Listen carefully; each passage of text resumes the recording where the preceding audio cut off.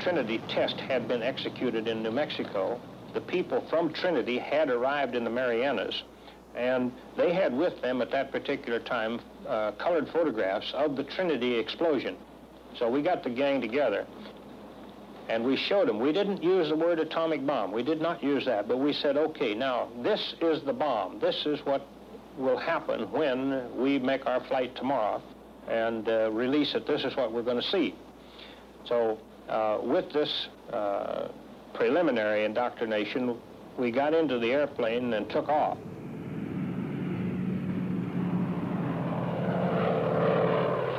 Once we were airborne and in the air, I then left the pilot's seat of the airplane and I crawled back into the back where the enlisted men were. I got them all together back there and we poured some coffee out of the thermos jugs, and I told them actually what we were doing and what we were carrying at that time. And the weather being clear at our primary, which was Hiroshima, there was no decision left. I mean, we were on the way to the primary. So that part of it was perfectly routine. As we came in from our initial point to the bomb release point, it was again routine. We were bothered not in the least by any kind of fighter opposition, no flak. We didn't see anything to cause us any concern, so that we were able to concentrate strictly on the bombing problem. The bomb was released.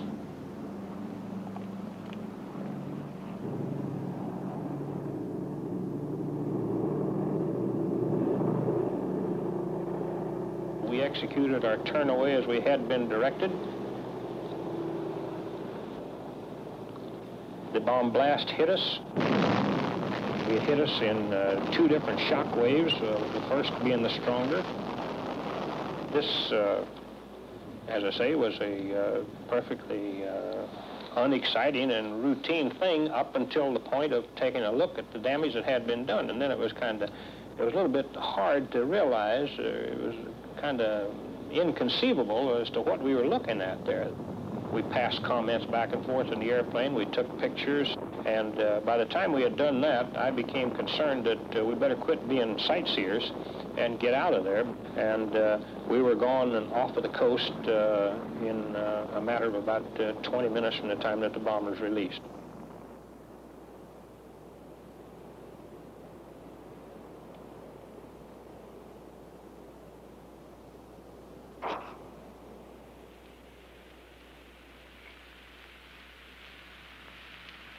We have spent more than $2 billion on the greatest scientific gamble in history, and we have won.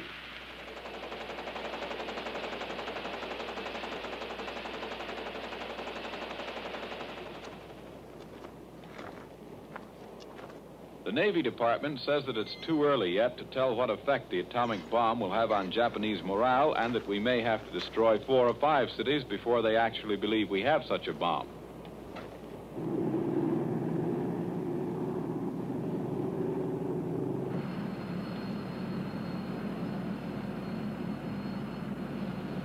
Having found the atomic bomb, we have used it. We shall continue to use it until we completely destroy Japan's power to make war. Only a Japanese surrender will stop us. It is an awful responsibility which has come to us. We thank God that it has come to us instead of to our enemies. And we pray that He may guide us to use it in His ways and for His purposes.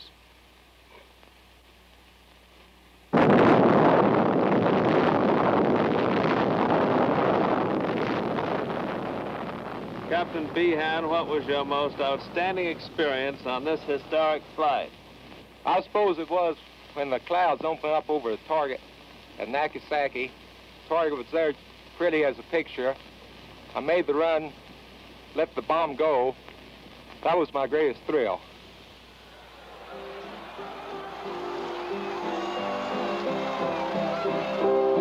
There was no atheist in a foxhole, and men who never prayed before lifted tired and bloodshot eyes to heaven.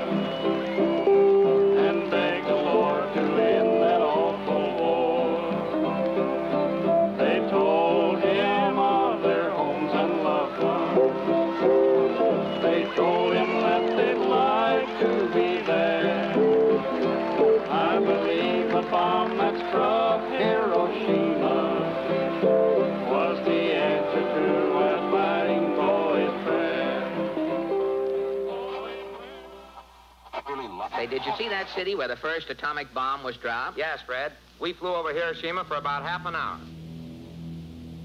It was a shambles, huh? A shambles? It looked like Ebbets Field after a doubleheader with the Giants.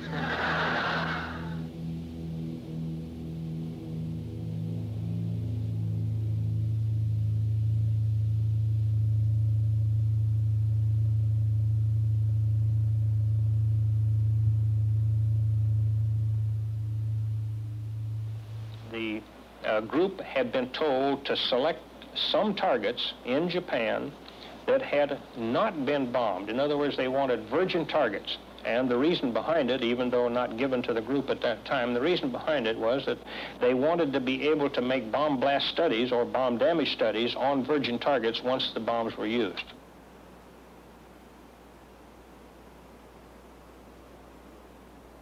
They were definitely military targets. There was no question about that.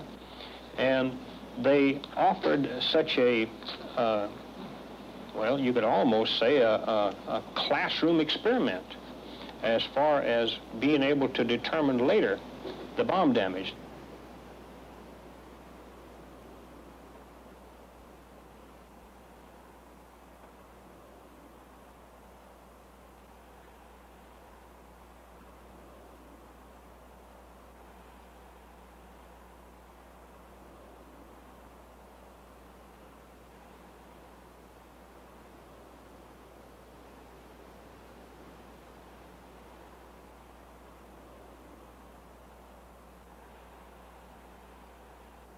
I have been subjected many times to criticism.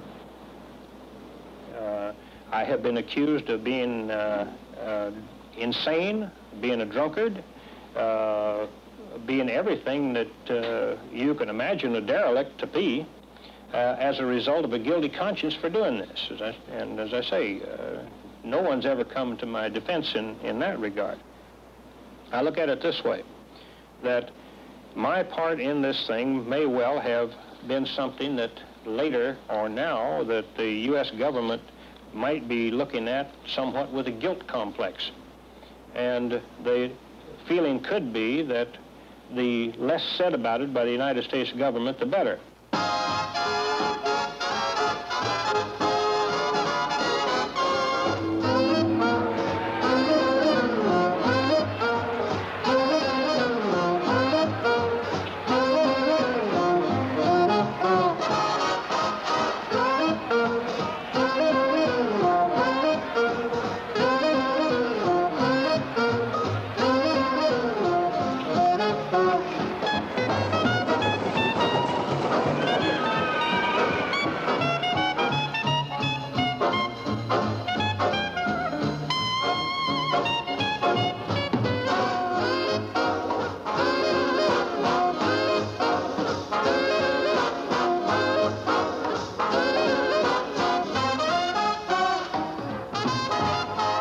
June 30th, 1946.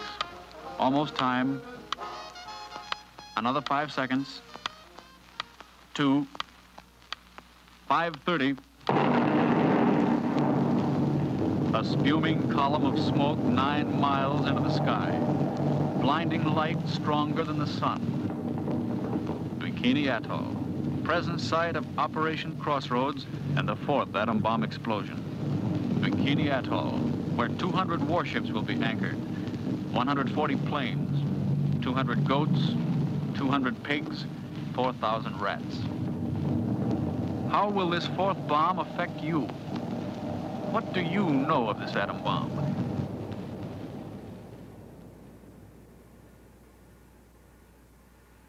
The bomb will not start a chain reaction in the water, converting it all to gas and letting all the ships on all the oceans drop down to the bottom. It will not blow out the bottom of the sea and let all the water run down the hole. It will not destroy gravity. I am not an atomic playboy, as one of my critics labeled me, exploding these bombs to satisfy my personal whim.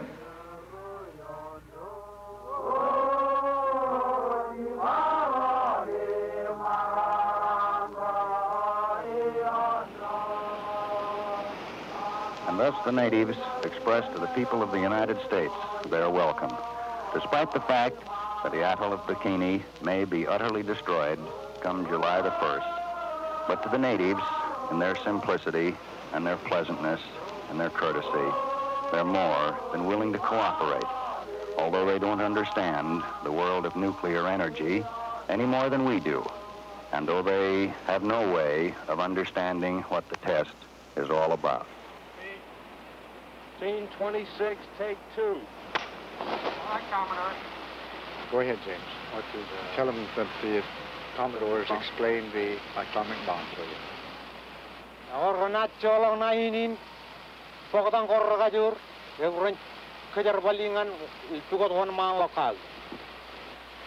now, James, will you tell them that the United States government now wants to turn this great destructive force into something good for mankind, and that this experiments here at Bikini are the first step in that direction? American military government ed aigujin kajarwal kajoran pokdanga I mugodangan menoyamman e mijorchino ye ibigini. Now they have heard of our plan for their evacuation. Will you ask King Judah to get up and tell us now what his people think and if they're willing to go? Yago kumarrongo duawine karro air gna magud innen koi chuda konchuda gin kajid gin army jirana am duawine Ireland. Wami lemana kijilangan rongrik. Amman menodem ji regilo benani. Everything good and they're willing to go and everything is God's hand. Well, you tell them and King Judah that everything being in God's hands, it cannot be other than good. American officials discussed plans with the Bikini natives for the evacuation of the atoll. The islanders are a nomadic group and are well pleased that the Yanks are going to add a little variety to their lives. And here, by the way, you hear them singing their Marshallese version of You Are My Sunshine.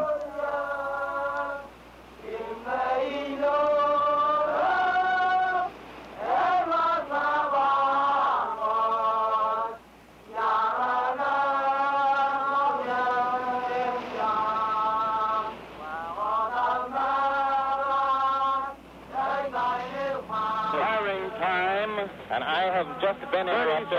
That's the voice of the control strip marking the seconds remaining. The final switches have been thrown. No one can stop it. The atomic bomb is about to explode. How it will sound, 20 seconds. We do not know how it's going to sound, but 42,000 men here are watching. All of the observer ships. 10 seconds. All of the observer ships are in position in the open sea. We're about 10 miles away. I can see the target. 4, 3, 2, 1.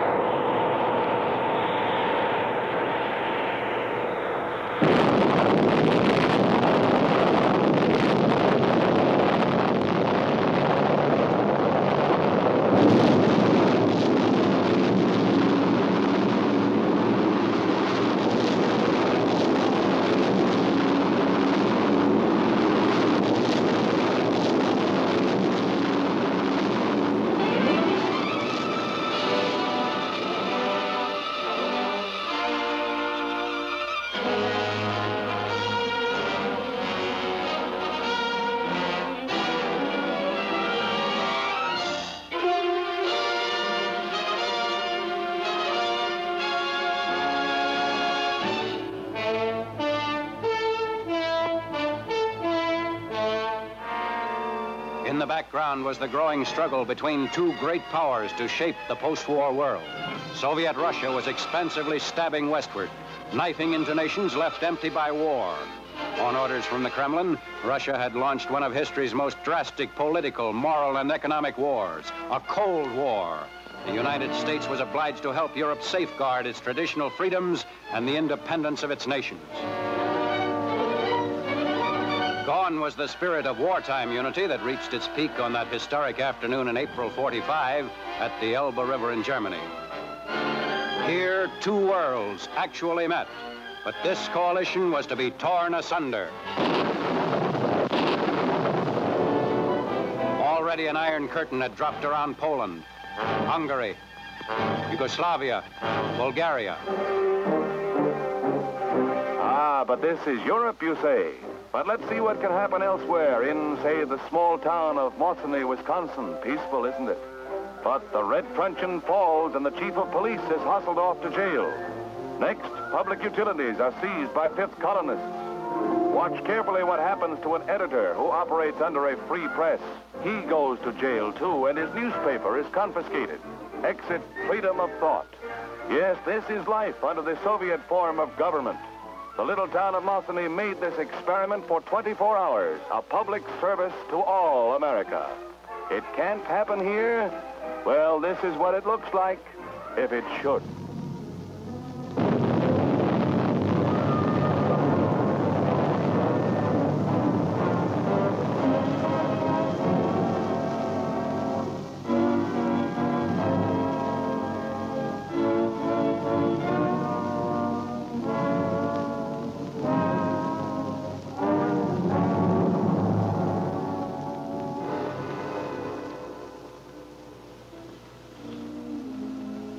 Fortunately, we can move the clock back. The time is not yet. And let us pray that it never happens in our country. Before we meet the members of the American Legion Post 279 who helped make this picture possible, I'd just like to say that it gives me a great deal of satisfaction to represent two outstanding shopping centers in California, the shopping hub of the San Gabriel Valley in West Arcadia, and the Whittier Quad Shopping Center in Whittier, California, because they are concrete expressions of the practical idealism that built America. When you visit these two fine shopping centers, you'll find more than 80 beautiful stores with sparkling assortments, an attractive atmosphere, and of course, plenty of free parking for all the cars that we capitalists seem to acquire. Who can help but contrast the beautiful, the practical settings of the Arcadia shopping hub and the Whittier Quad with what you'd find under communism? It's not safe to hope for the best without preparing for the worst. Our object is not aggression.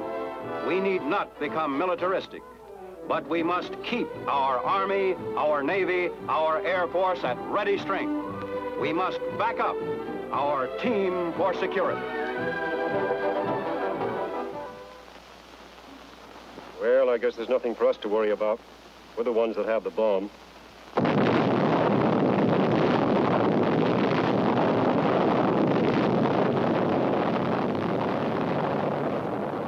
The atom bomb explodes again in the headlines of the world.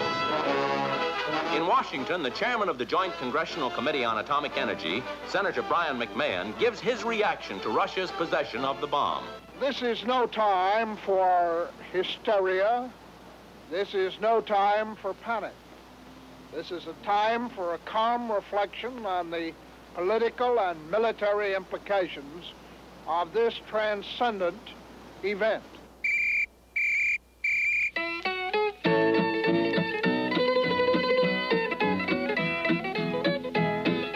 Everybody's worried about the atomic bomb, but nobody's worried about the day my Lord will come, when he'll hit great God Almighty like an atom bomb. When he comes, when he comes.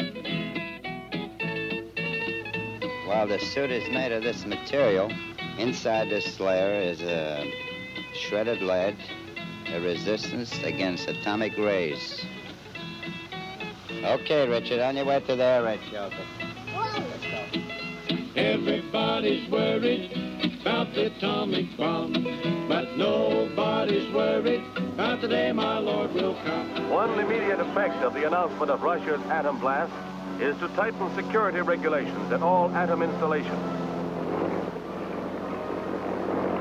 At Hanford, Washington, where $200 million is being spent, In the ever-expanding atomic government empire, the door is being locked, but tight. Ground guards are kept on their toes by constant target practice, and they have orders to shoot to kill at any suspicious stranger.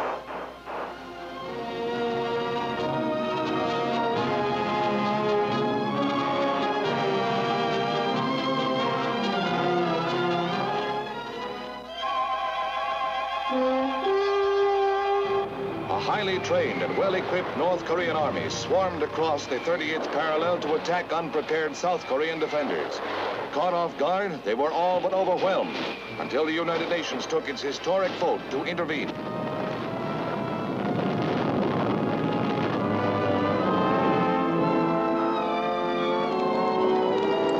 The end of the war seemed in sight as the Allies pushed north toward the North Korean capital of Pyongyang. Then it happened.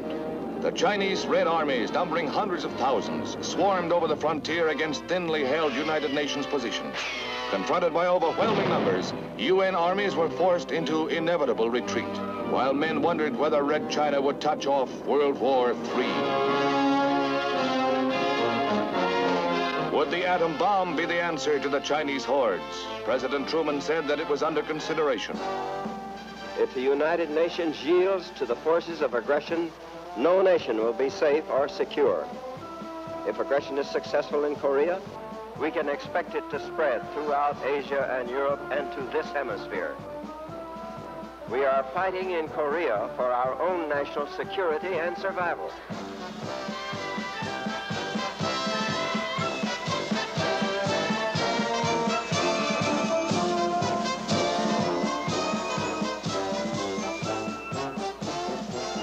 Time for the Longines Chronoscope. Our distinguished guest for this evening is the Honorable James E. Van Zandt, United States Congressman from Pennsylvania. It's my opinion that we should fight the war to win in Korea, rather than try to settle it at the diplomatic table, which is impossible when you're dealing with Russia. Would you extend your will to win so far as to include the atomic bomb? Very definitely, Dr. Peterson. I've always been a firm believer that we should use the atomic bomb, not only on Korea, but north of the Yalu River in Manchuria. Does that mean that you believe that it could be effectively used as a weapon in the Korean theater? Yes, I think that there are several targets in northern Korea we could use. That is, we could destroy them with the atomic bomb. We could destroy them and contaminate them. And then, of course, there are targets in Manchuria that should be destroyed.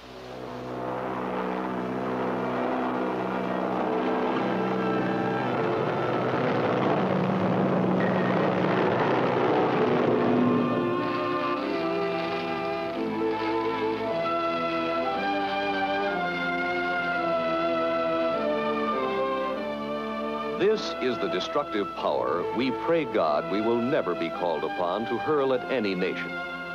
But should it become necessary, let us not hesitate because it is foreign to our nature to use the power which has been given us. I propose the President of the United States advise the commander of the North Korean troops to withdraw his forces beyond the 38th parallel within 1 week, or use that week to evacuate civilians from a specified list of North Korean cities that will be subjected to atomic attack by the United States Air Force. There will soon be an end to this cold and wicked war when those hard-headed communists get what they're looking for.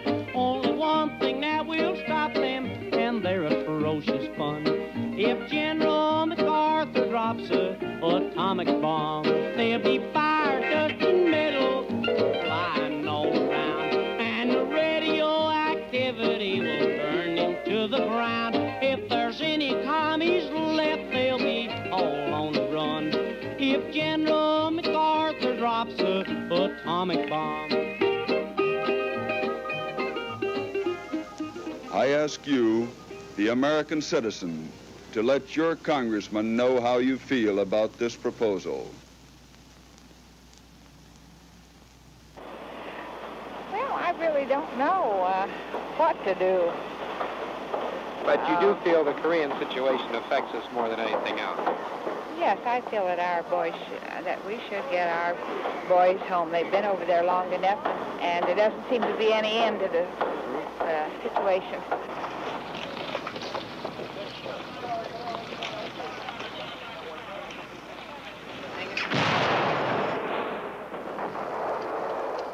Listen to what my mom said about how bad things are back home.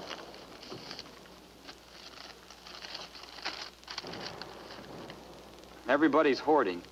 Profiteers are getting fat contracts. Neighbors say politicians are using the war to their own advantage.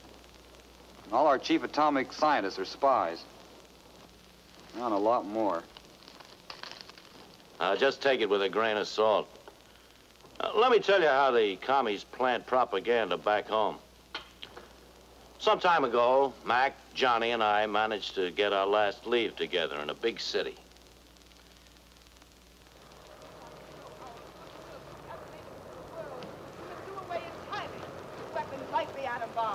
These poor boys will shed their innocent blood in a war that this country is provoking. Get a load of that. Asiatic people all want the peaceful establishment of native regimes without the interference of United States troops. Communists don't want war. War would be world suicide. Only communist countries can guarantee you peace. Why don't you go live in a communist country then? Did you blow your top on a street corner there? You look pretty well off, sister, to be tearing down the country that gives you freedom of speech. We're living in a country that's the finest place on earth, but some folks don't appreciate this land that gave them birth.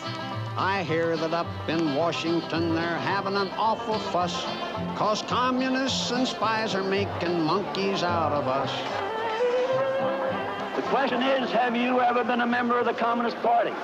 You refuse to answer that question. Is that correct? I have told you that I will offer my beliefs, my affiliations, and everything else to the American public, and they will know where I stand, as they do from what I have written. Stand away from the stand. I have written for Americanism for many years, and I shall stand away from the stand. Fight for the Bill of Rights, which I you will are trying to take destroy. this man away from the stand. The bureaus and departments have been busy night and day. They're figuring out just how we gave our secrets all away. And Congress has appointed a committee, so they said, to find out who's American and who's a low-down red. I am holding in my hand a microfilm of very highly confidential, secret State Department documents. These documents were fed out of the State Department over 10 years ago by communists who were employees of that department and who were interested in seeing that these documents were sent to the Soviet Union, where the interests of the Soviet Union happened to be in conflict with those of the United States. I'm no communist, and I'll tell you that right now. I believe a man should own his own house and car and cow. I like this private ownership, and I want to be left alone. Let the government run its business, and let me run my own.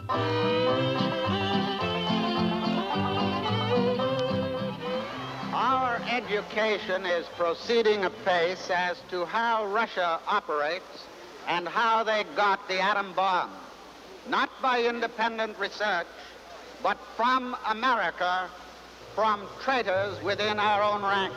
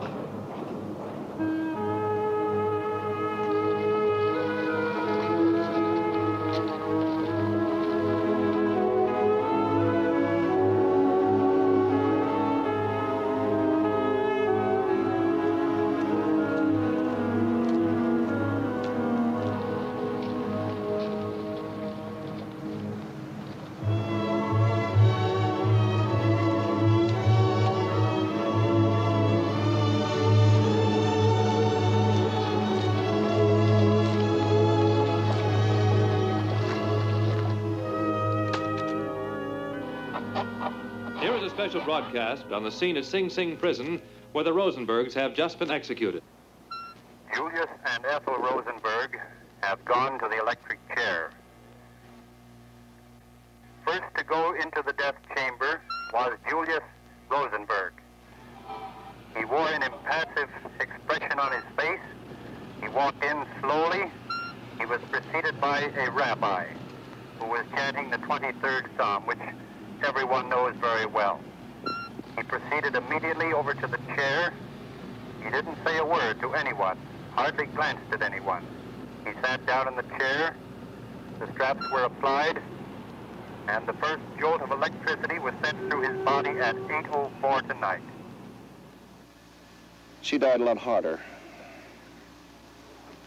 When it appeared that she had received enough electricity to kill an ordinary person and had received the exact amount that had killed her husband, the doctors went over and pulled down the cheap prison dress, a little dark green printed job, and placed the I can't say it. Placed the stethoscopes to her and then looked around, looked at each other rather dumbfounded and seemed surprised that she was not dead. Believing she was dead, the attendants had taken off the ghastly strappings and electrodes and the black belts and so forth. And these had to be readjusted again, and she was given more electricity, which started again that kind of a ghastly plume of smoke that rose from her head and went up against the skylight overhead. After two more of those jolts, Ethel Rosenberg had met a maker. She'll have a lot of explaining to do, too. Thank you. Immediately after the execution, of course, the bodies were taken away. There is nothing much further to report at this particular time. There have been no demonstrations. The heat has been extremely intense here. There's a heavy fall, and there has been an air of deep tension about this whole proceeding up here. But it is now all over. The newsmen have dispersed, and Julius and Ethel Rosenberg have gone to the electric chair. That was an on-the-spot report on the execution tonight at Sing Sing Prison of Ethel and Julius Rosenberg.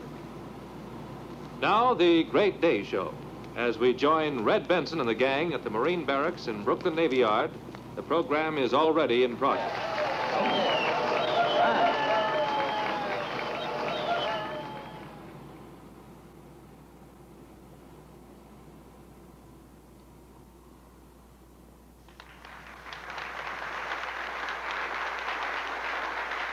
The question before us is this: should the hydrogen bomb be built? All the world knows we Americans are constructive, not destructive. However distasteful this may be to us, there is no choice in the matter. Let us build a bomb. It is my decided opinion that the United States of America should immediately begin the construction of the H-bomb. I feel we must make the H-bomb. It is my personal opinion that we should manufacture and produce the H-bomb in quantity. The Russians will try it anyhow. And should they learn the secret of its manufacture before we do, the life and security of all freedom-loving people will be in danger. I would like to add, however, that the United States of America should not necessarily use this bomb, but rather look upon it as a peaceful guardian and protector of the basic American doctrines of liberty and democracy against the obstacles of red fascism's materialistic and atheistic philosophy. If the communist bloc does attack, our radar sites and observers will sound the alert. Giant bombers will take to the air. Jet fighters will scream aloft. Fighters will account for some of the enemy, but some will get through to your home.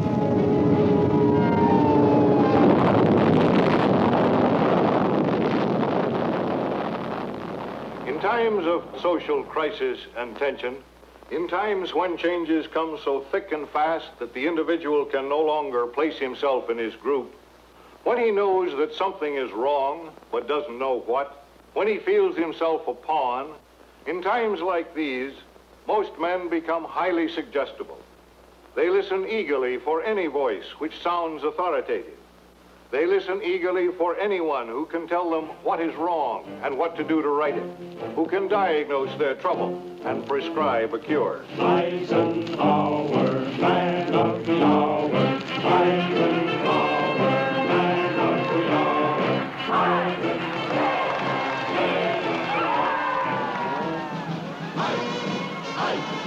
We like we want life. We love the sunshine of your smile. We see a future in your eyes. You led our men to victory. You are the one we idolize. I'm gonna give my vote to you. I don't mean to say, and no one can say to you, that there are no dangers. Of course there are risks if we are not vigilant. But we do not have to be hysterical. We can be vigilant, we can be Americans. We can stand up and hold up our heads and say, America is the greatest force that God has ever allowed to exist on his footstool.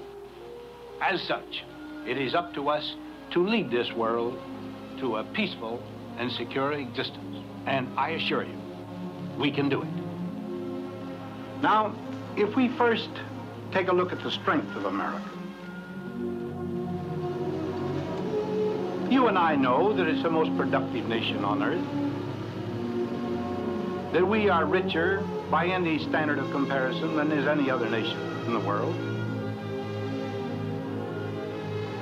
We know that we have great military strength, economic, intellectual.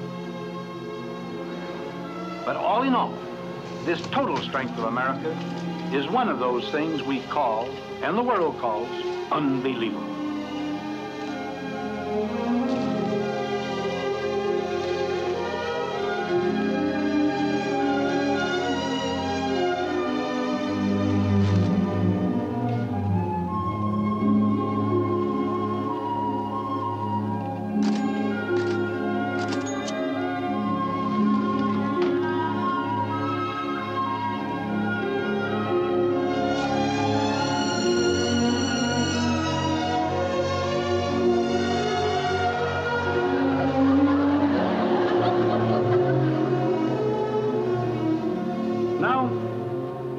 Why then, with all this strength, should we be worrying at times about what the world is doing to us? Actually, we see threats coming from all angles, internal and external, and we wonder what's going to happen to us individually and as a nation. Now, perhaps I can illustrate some of the reasons for this concern of today. Now, only a year ago, the hydrogen bomb was exploded in the Pacific. Last month, another series of these was undertaken. Now this transfer of power, this increase of power from the mere musket and the little cannon all the way to the hydrogen bomb in a single lifetime is indicative of the things that have happened to us. They rather indicate how far the advances of science have outraced our social consciousness.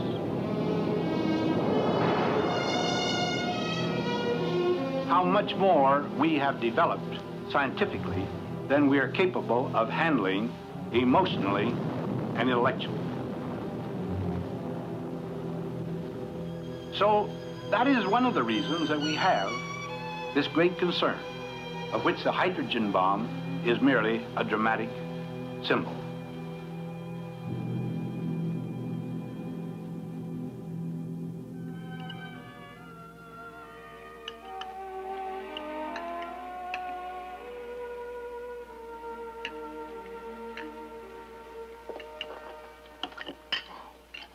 Dad, I'm finished. Okay. Me too. There's a new purple. Where is it? On my bookcase. Oh, thanks, Daddy.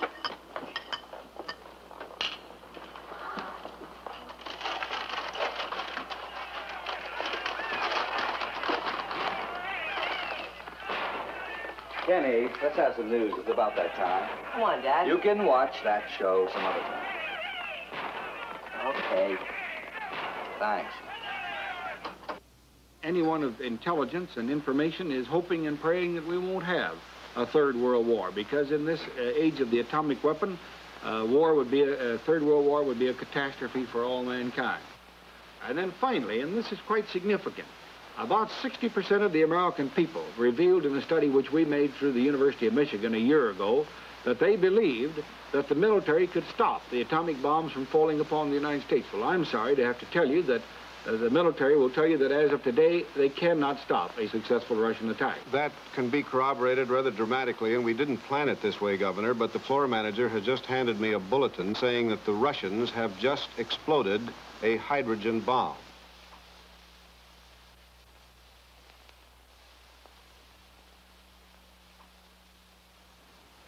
We must learn to live in a world where we have the hydrogen bomb and the enemy of freedom has the hydrogen bomb. It can destroy any city. That means Fort Worth and Dallas, Houston, San Antonio, Amarillo, El Paso, yes, Johnson City. Every dollar I make goes for taxes and bills. Perhaps they've discovered the cure for my ills. Oh, hi-ho, the hydrogen bomb.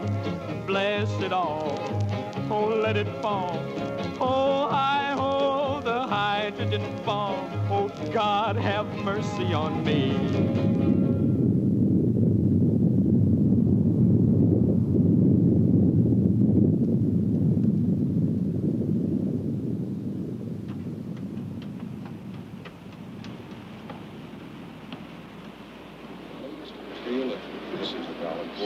The problem this time is especially acute because this entire area of the Pacific is subject to radiological fallout.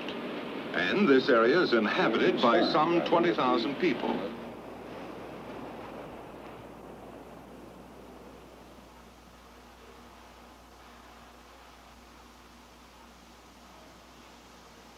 The meteorologists had predicted a wind condition which should have carried the fallout to the north of the group of small atolls lying to the east of Bikini. The wind failed to follow the predictions, but shifted south of that line, and the little islands of Rongelet, Rongerik, and Uterik were in the edge of the path of the fallout. The task force commander promptly evacuated all the people from these islands. They were taken to the island of Kwajalein, where we maintain a naval establishment, and there placed under continuous and competent medical supervision. I visited them there last week. Today, a full month after the event, the medical staff on Kwajalein have advised us that they anticipate no illness, barring, of course, diseases which may be hereafter contracted. The 236 natives appear to me to be well and happy.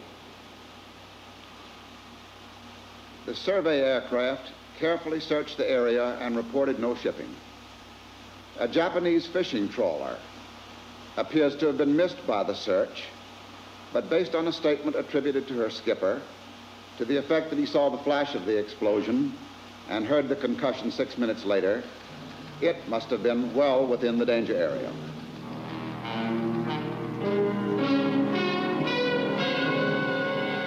At the time of the explosion, the tuna ship had been sailing far outside the designated safe area of a 75-mile radius. 3 hours after the H-bomb had been detonated, a downpour of radioactive ash descended on the Fortunate Dragon and its crew of 23. None of them knew the nature of the deadly snow. It was 3 days more before the ship and its contaminated crew and fishing catch sailed into port. By that time, the men suffered from the beginning symptoms of deadly radiation poisoning. By the time their illnesses had been properly diagnosed, the hot fish brought back in their holds had been sold into markets all over Japan. A panic ensued. Midnight burials of recent catches in the vicinity of the H-bomb explosion took place all over Japan. The bottom had dropped out of the fish market, and the Japanese people chose to do without the staple food for a long time after the tragic affair. Another byproduct of the stupendous mid-Pacific blast unfolds in San Francisco, where tuna fish, supposedly made radioactive during the tests, are scrutinized by federal agents armed with Geiger counters for signs of contamination. Hot tea, anyone? That's not an invitation. It's a problem brewed for the Coast Guard and Customs by the arrival in Brooklyn of a cargo of Japanese tea slightly radioactive. Final conclusion, the tea's radioactivity is within safety limits, not too hot to handle.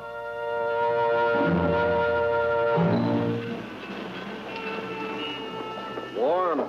Yeah, June and January, that's what I say. If you ask me, I think it's because of those atom bombs. Yeah? Yeah, they've done some cockeyed things to the world. I think they've knocked us south of the equator.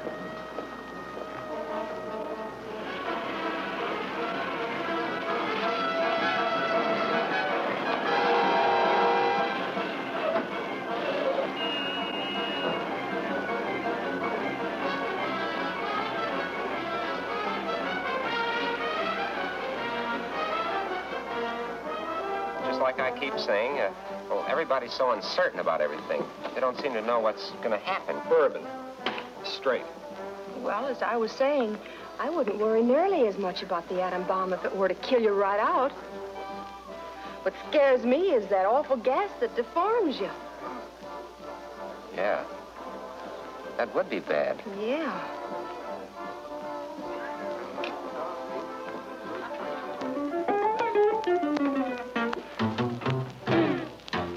The drink that you don't pour. Now when you take one sip, you won't need any more. As small as a beetle, or big as a whale. Boom, atomic cocktail.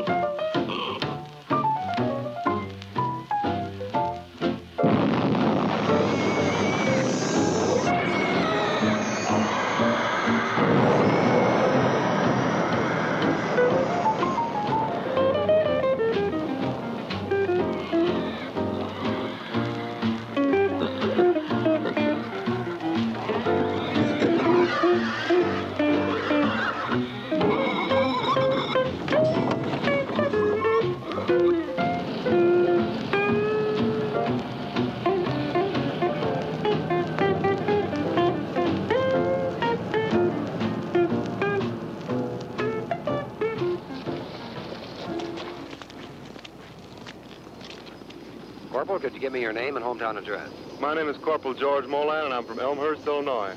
I'm Tech Sergeant George Portell from Dorchester, Massachusetts. Jerry Snyder from Cheyenne, Wyoming. Sergeant Weaver. And where are you from, Sergeant Weaver? Columbus, Georgia. Where are you from, Rogers? Portland, Oregon. Where are you from? New York City. Louisville, Kentucky. Liberal, Kansas. Jefferson City, Missouri. St. Paul, Minnesota. Fort Worth, Arizona. Kenny, Kansas. Leesburg, New Jersey. Gentlemen, I want to welcome you to Camp Desert Rock. This will be your last briefing before you go out to the Ford area and take part in an atomic detonation. The tactical situation behind Troop Test Smoky is this. The mythical enemy, which has landed on the coast of California, has made a deep penetration close to supply, special weapons storage, and missile launching installations in the vicinity of Las Vegas and Hoover Dam. The tactical commander decided at this point to use an atomic weapon in his assault on the enemy. The mission of these men is to move as quickly as possible into the blasted area and exploit the breach in the enemy lines. You are here to participate in an atomic maneuver. This is not a haphazard maneuver. Careful planning for it started months back. Watched from a safe distance, this explosion is one of the most beautiful sights ever seen by man. You're probably saying, so it's beautiful. What makes it so dangerous? Basically, there are only three things to think about. Blast, heat, and radiation.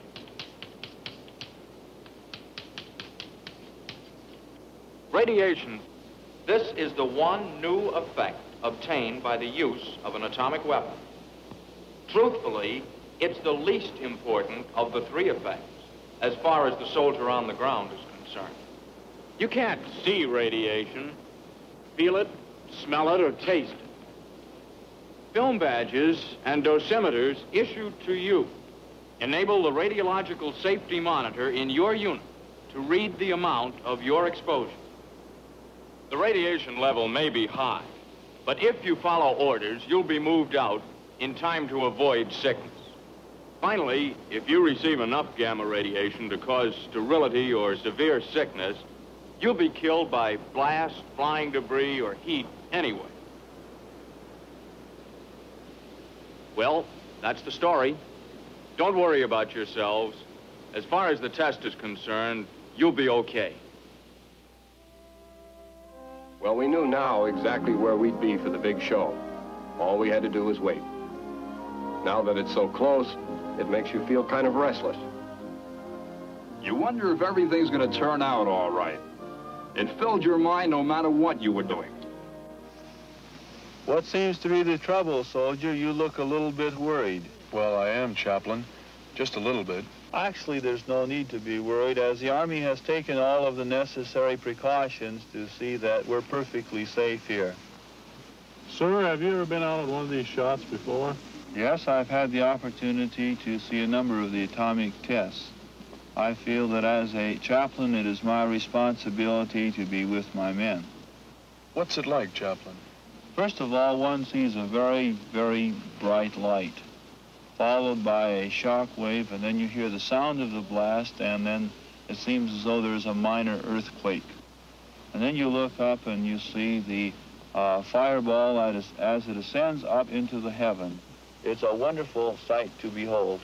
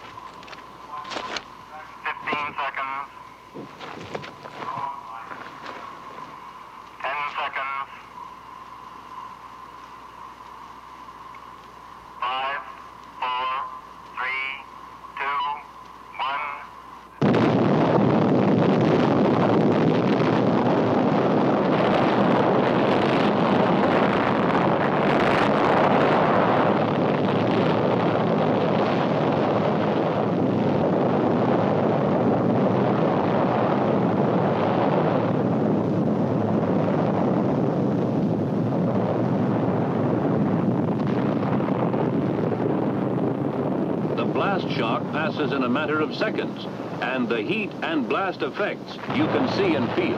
You cannot sense the presence of nuclear radiation effects. Alpha and beta particles, because of their low penetrating power, are stopped by most surfaces, even a soldier's skin.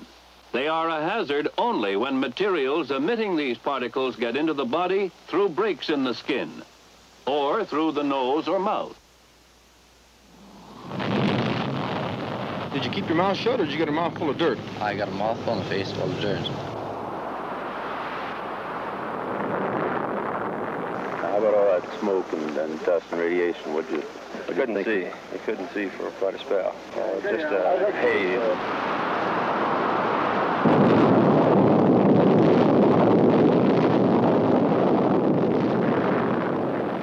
Very young, did you wear any type of protective clothing, or just what did you wear? No, just regular GI white clothes. We see pinned on your lapels here this white badge. Can you tell me what that is? That's a film badge to determine, to detect the amount of radiation you've received in the area. And they can tell from that if you received a lethal dose. That's right. That's right, they can.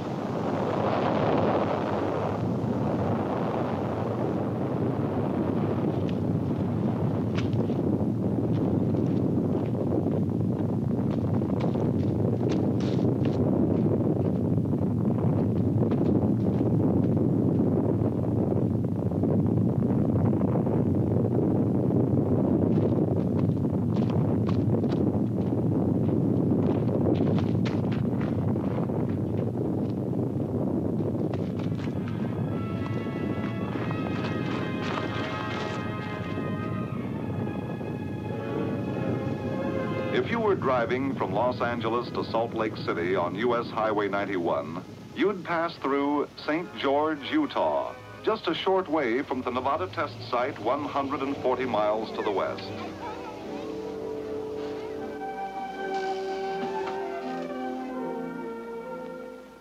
Ladies and gentlemen, we interrupt this program to bring you important news. Word has just been received from the Atomic Energy Commission that due to a change in wind direction, the residue from this morning's atomic detonation is drifting in the direction of St. George. It is suggested that everyone remain indoors for 1 hour or until further notice. There is no danger. This is simply routine Atomic Energy Commission safety procedure. Parents need not be alarmed about children at school. No recesses outdoors will be permitted. And as the people at St. George took cover, it was natural that some of them had questions about atomic tests. What is the atomic bomb? Why do we have to test bombs? How little an amount of radiation will cause how many mutations? Never before have so many known so little about a subject so big and so important. The capabilities of most weapons are pretty well understood, but when it comes to atomic explosions, the guessing game starts. All right, let's take a few minutes right now and get acquainted with an A-bomb. Meet Test Able. A submarine bomb exploded in a harbor might affect a city. The affected area would be a poor picnic site, but might be entered briefly or passed through quickly with a varying degree of risk. Risk is something the military doesn't have a corner on. Occupational hazards are accepted in a matter-of-fact manner in civilian life. Risk is part of the pattern of daily routine.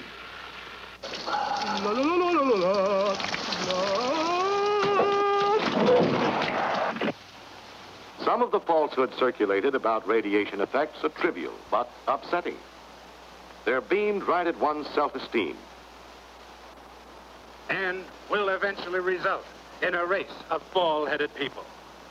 Just imagine it. Imagine yourself with no hair. They'll call you old skinhead, old chrome dome. And that's not all radioactivity will do. It will... Enough exposure to radiation will cause loss of hair. The treatment, if you'd insist, would be symptomatic, a toupee. But the condition would only be temporary. Your hair would come back, same color, same cowlick, which puts the finger squarely upon one of the major fallacies in the public attitude toward atomic weapons.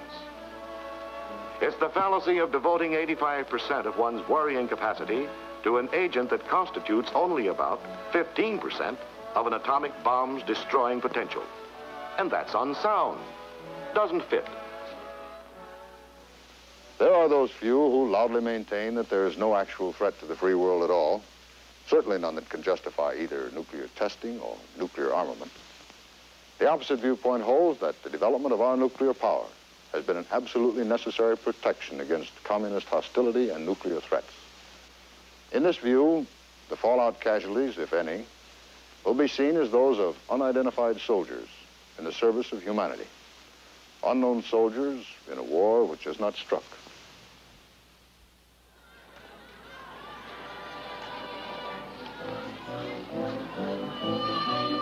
We're going to be talking about nuclear energy and the kinds of things that could happen with an atomic emergency. And we do this not to worry you, but or frighten you, but really, we've got to admit we live in an atomic age. There is an atomic bomb. So we have to be aware of this and know what to do in case an emergency happens. If there will be a need to spend 2 weeks in a fallout shelter, we have packed our survival kit. For the food supply, pack a variety of fruits, soups, evaporated milk, vegetables, napkins. The purpose of our demonstration today is to show you the actual preparation of one of the meals which was prepared in a modern-day cave.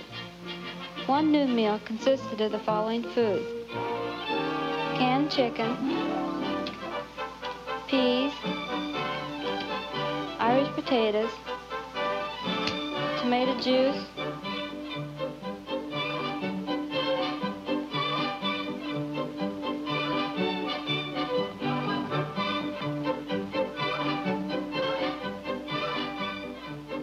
My poster's on the defenses against fallout. And if you're caught outside during a nuclear explosion, decontamination may be necessary. You may have to burn or bury all your clothes and food, and afterwards you should wash thoroughly. John, let me interrupt you here just a moment. I have some film here that I think will describe what might happen. Good. And we'll describe a little about the atom. So, Joey, why don't you catch the lights and we'll try it. Okay? Good. Dee-dum-dum, dee-dum-dum.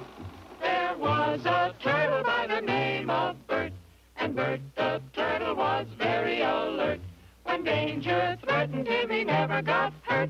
He knew just what to do. He ducked and covered, ducked and covered. Now, you and I don't have shells to crawl into like Bert the Turtle, so we have to cover up in our own way.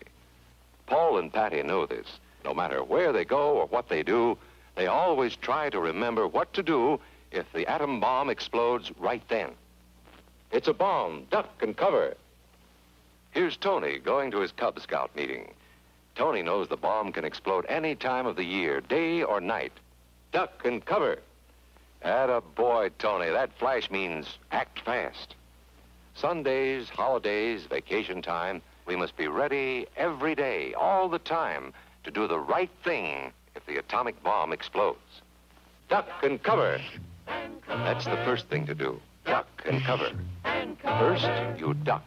And then, you cover. You duck and cover tight. Duck and cover under the table.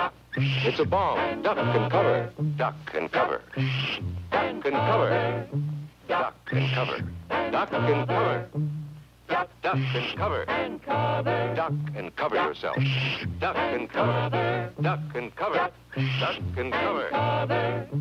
He did what we all must learn to do. You and you and you and you. You and you and you and you. You and you and you and you. You and you and you and you. Duck and cover. Remember what to do, friends. Now tell me right out loud. What are you supposed to do when you see the flash?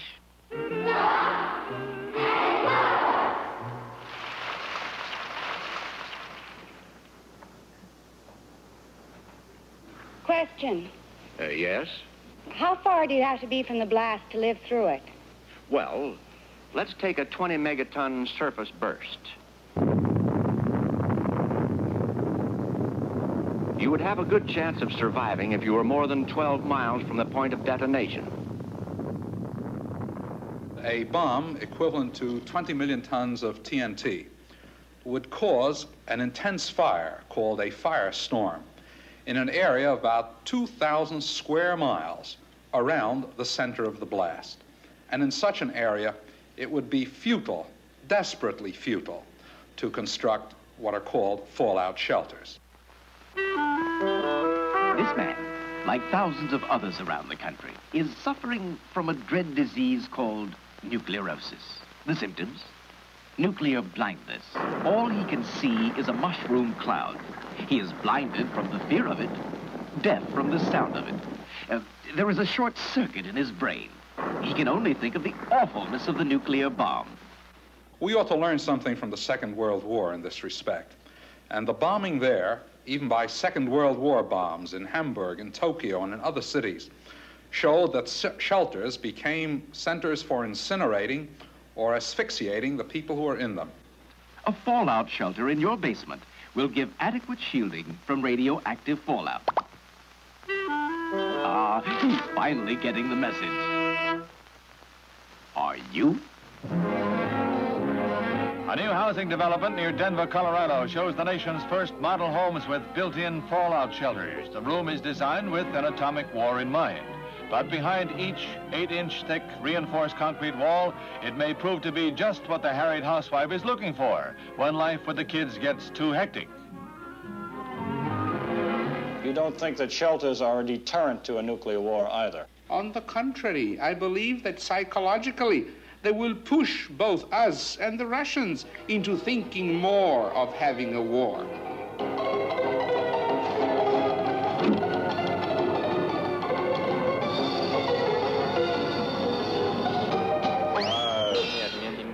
There are some instances where you may be ahead of us.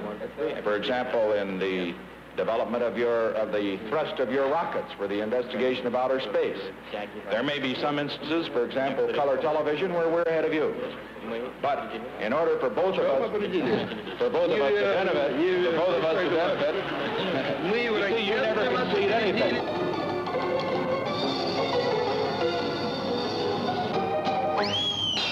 We wish you, it means success in that you show the actual possibilities of America. And we will be able to say, here are the possibilities of America. How long does it exist? How many years? 300? 150 years of independence? Then we will say that America can exist 150 years. Here is its level. We are 42 years, not quite. Another 7 years and we will be on the same level as America. Then in the future we will go ahead and we might overtake you at the crossroads.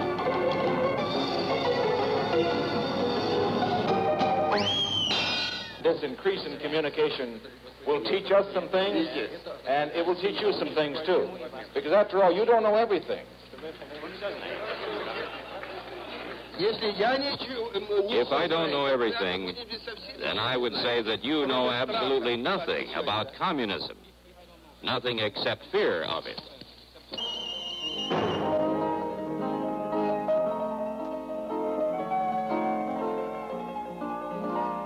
Let's say you got your family in your shelter. The attack is on. A question might come up of admitting anyone over and above the number for whom the shelter is designed. I'd say we should rely on the best prudential judgment that the father or the one responsible for the shelter can make in the circumstances. But I say let him think twice before he admits the needy stranger, if admitting the needy stranger is going to cut down the chances of survival of the group that's already there. And then that final point. Can a man have protective devices in order to protect his family once they are in the shelter from, let's say, strangers that try to use a crowbar to get in? I'd say, from what I have been talking about, the matter of self-defense, it would be wise for a man to at least weigh the possibility of putting some protective devices in his shelter together with the other elements of his survival kit.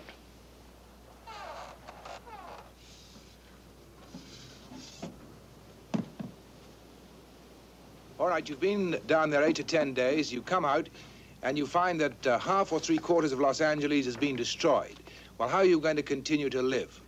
Well, the first thing we have to recognize that if half of Los Angeles is destroyed, maybe 80–90% of the people will be dead, and there will be fewer mouths to feed, and those of us who will survive will have more water and food to divide up.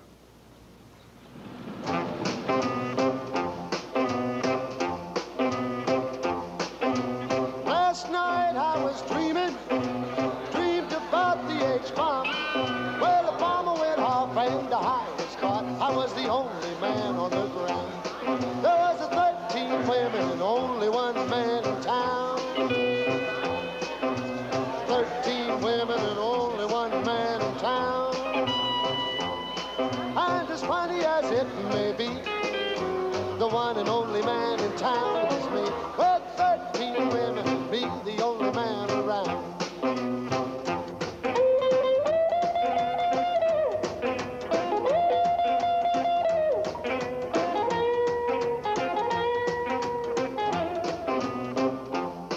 I had 2 gals every morning. Instant rye. Seeing that I was well fed. Cornflakes.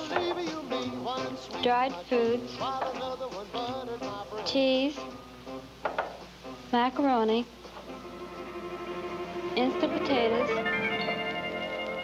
Boom. Something exploded down inside and rushed tears up in my eyes.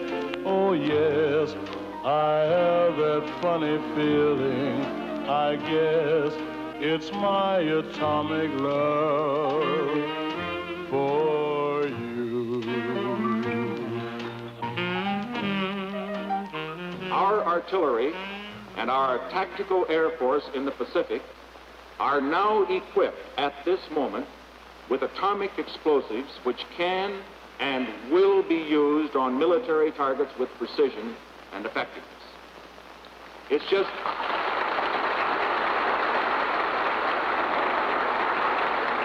On the steps of the nation's capital, the bell announcing the opening of Mental Health Week is rung by Vice President Nixon and Senator Smathers of Florida. Characterizing mental health as the nation's #1 problem, the Vice President says that the ringing of the bell throughout the nation will be a reminder of suffering Americans.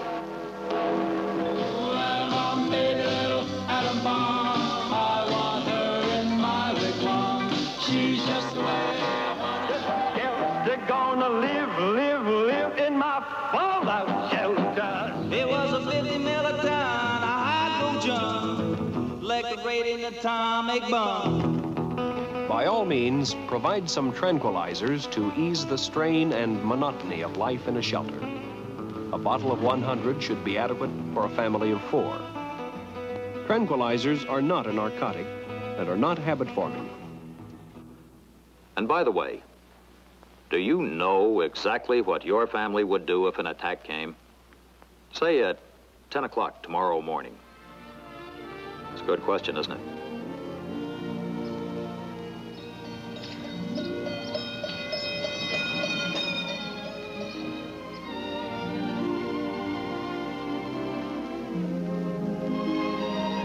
As they were meant to, dearest. George. I drink this toast to my bride-to-be. Darling. Darling, and I toast the most wonderful man in all the world. Why, Lucy, your eyes are filled with tears. My heart is filled with gladness. Oh, look. The orchestra's getting ready. Dance with me, George.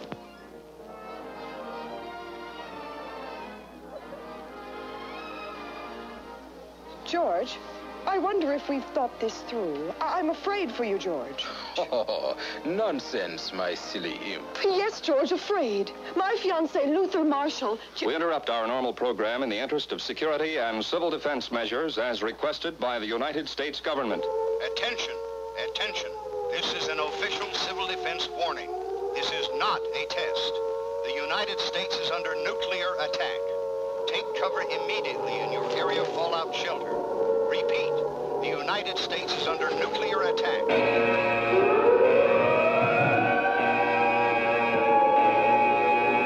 This is an official civil defense broadcast. Enemy aircraft are over Canada and headed this way. Normal broadcasting has been discontinued until after this emergency has passed.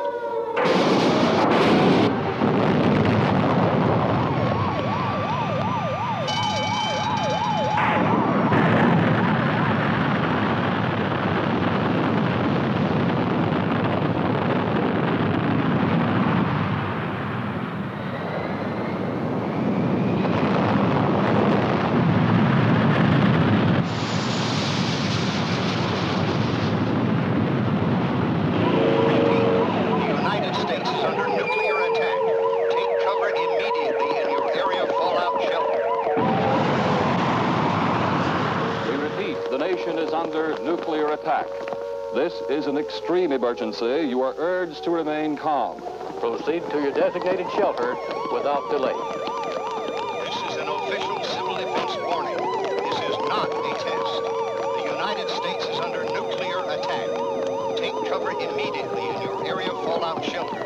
Repeat, the United States is under nuclear attack. Take cover immediately in your area fallout shelter.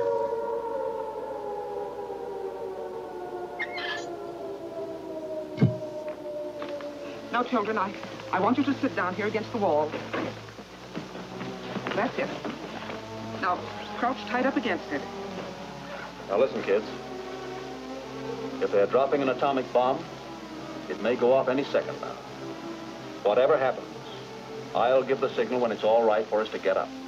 If there's an explosion, we'll wait about a minute after it's all over. Then we'll go upstairs and take a look around, see if it's all right for us to clean up.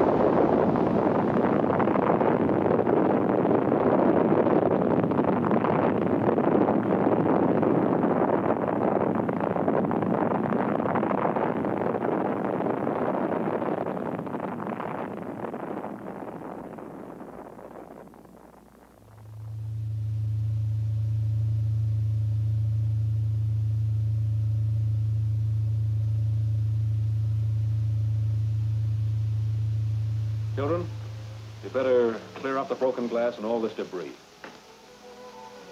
All in all, I'd say we've been very lucky around here. Nothing to do now but wait for orders from the authorities and relax.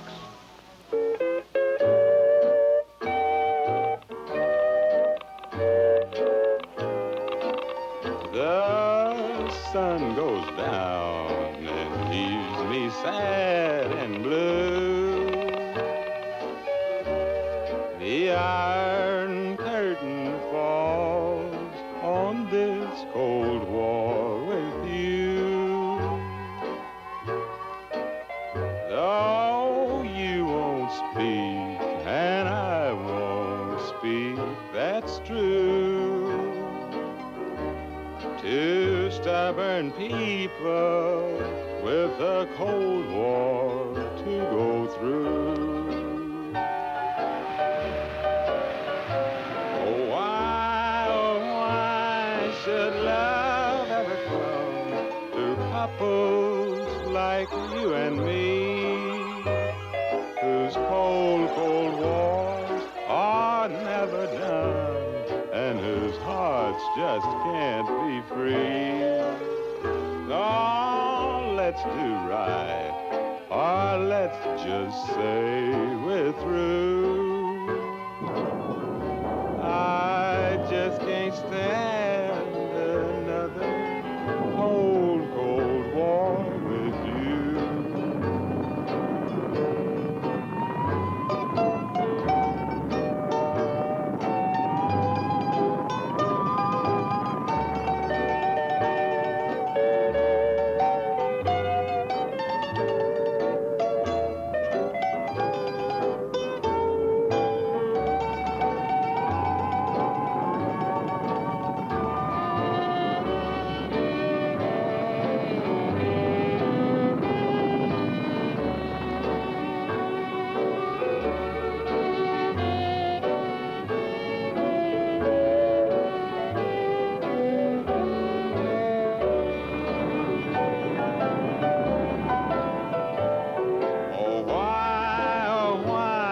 Should love ever come to couples like you and me, whose cold, cold wars are never done, and whose hearts just can't be free?